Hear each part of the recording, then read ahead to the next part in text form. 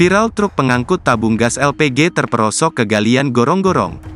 Viral sebuah truk pengangkut tabung gas LPG terperosok ke dalam galian gorong-gorong pinggir jalan.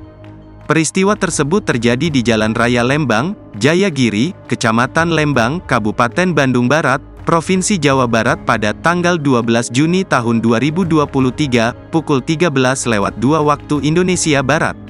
Peristiwa tersebut memang tidak menimbulkan kemacetan berarti, akan tetapi muatan tabung gas terpaksa diturunkan hingga berjejer di pinggir jalan. Terlihat sebuah truk milik perusahaan agen gas bersubsidi terperosok ke dalam galian gorong-gorong hingga badan truk miring dan hampir terguling. Berdasarkan salah satu video yang diunggah oleh akun Instagram @infobdgbracimahi ini, muatan tabung gas terpaksa diturunkan hingga berjejer di pinggir jalan. Dari kondisi dan posisinya, sepertinya truk tersebut hendak keluar dari jalan pemukiman, akan tetapi peristiwa nahas tersebut menimpanya.